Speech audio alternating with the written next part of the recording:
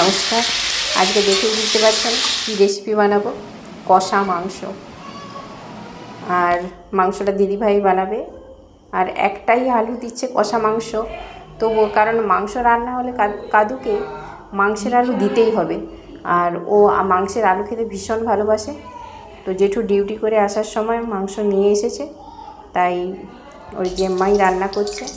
আর আমি মাংস খাই না বলে আমি ঠিক মাংস রান্না করতে চাই না, আর রান্না করলেও ঠিক ভালো হয় না। তো সেই কারণে দিদিভাই রান্নাটা করছে। একটাই আলু দিয়েছে, ওটাকে একটু তেলে ভেজে তুলে নিয়েছে, আর সর্ষের তেল দিয়েই রান্নাটা করছে। আর একটা কথা বলতে, আজকে ওদের জেঠু বাড়িতে নেই, জেঠুকে একটা কাজে বেরোতে হয়েছে, সেই কারণে জেম্মাই রান্না করে আবার পড়াতে বসেছে। প্রচুর চাপ, আর বাচ্চাদেরও জানেন তো প্রচুর চাপ, কারণ গরমের ছুটি পড়ে গেছে, কিন্তু স্কুল থেকে এত পড়া দিয়েছে যে আর কি বলবো।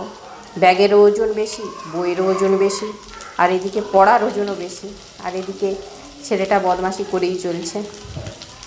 তা ওকে নিয়েও গরমে নাজেহাল।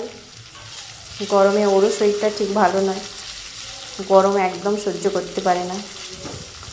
ওদেরকে রান্না করে গিয়ে জেম্মা পড়াতে বসেছে, আর ও তাদের কাছেই যাবে।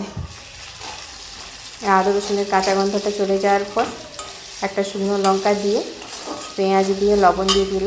পেঁয়াজ দিয়ে যে কোনো রান্নার ক্ষেত্রে একটু লবণ দিয়ে দেবেন, তাহলে পেঁয়াজটা মজে যাবে, আর টমেটোটাও গলে যাবে। এখন তো একটু টমেটো গলতে সময় লাগে, তো এটা সহজে গলে যাবে।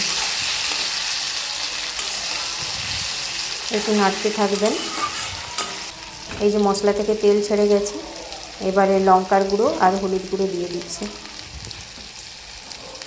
তো দিদিভাই বললো যে আগে তো কষা মাংসের ভিডিও দেখানো হয়নি, তো এটা আজকে বানাচ্ছি, এটা তুলে নাও। তো আমিও বললাম আচ্ছা ঠিক আছে চলো, তাই দুজনে লেগে পড়লাম। আর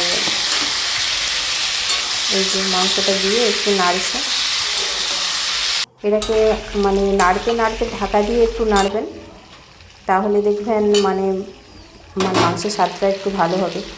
আর তরকারিতে জল দেওয়ার সময় গরম জল দেওয়ার চেষ্টা করবেন।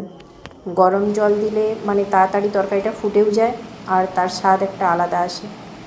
রান্নাটা হয়ে গেছে, বাড়িতে ট্রাই করবেন। ভালো থাকবেন।